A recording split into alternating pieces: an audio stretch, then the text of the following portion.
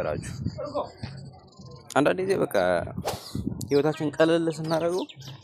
ለሰዎች መጠቀሚያ ነው የሚሆነው እና እሱ ነገር በጣም እያበሳጨኝ ነው ያለ ማለት ሁሉም ሰው የራሱ የሆነ ህይወት አለው አንዱ ያንዱ መጠቀሚያ መሆን የለበትም ምን ልላችሁ ፈልጌ ነው በተለይ በቀላሉ ልትተካ የምትችል አይነት ሰው መሆን የለብህም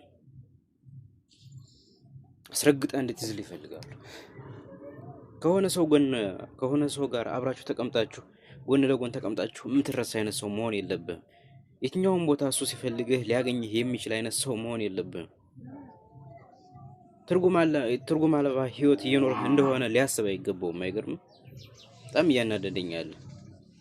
እሱ ሲመቸው ብቻ ስለሚፈልግህ አንተ እዛ ቦታ ላይ መገኘት የለብህም የራስህን ዓላማ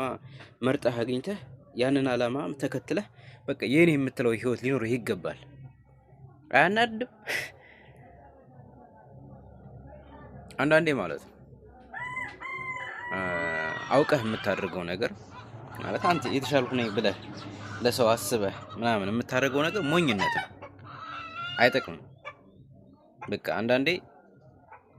እነሱ የነኩትን መስመር መንካት አለብህ የራስህም ቀይ መስመር ታሰምራለህ በህይወትህ ውስጥ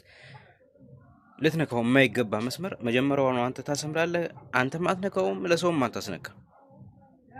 ያንን ካረክ በኋላ ደግሞ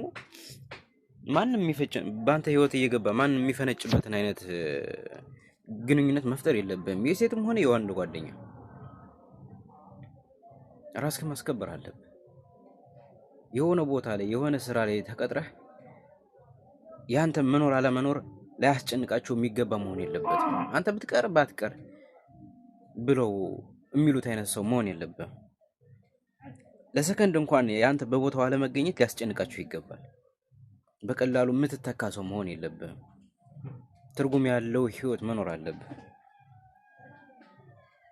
አቅምህ ምን ያክል እንደሆነ ማሳየት አለብህ ዓላማህን ፈልገህ አገኘው ከዛ ወስን ለሰዎች መጠቀም ያጥተው ነው በጣም የሚያናድደው ነገር ነው ማንንም የማንንም ባሪያ አይደለም አይገርም ብዙ የደቀቀ አስተሳሰብ ያላቸው ብዙ ሰዎች አሉ በእነሱ ውስጥ የእናንተን ማንነት ማስገዛት የለባችሁም ዓላማህን ፈልገህ አግኝ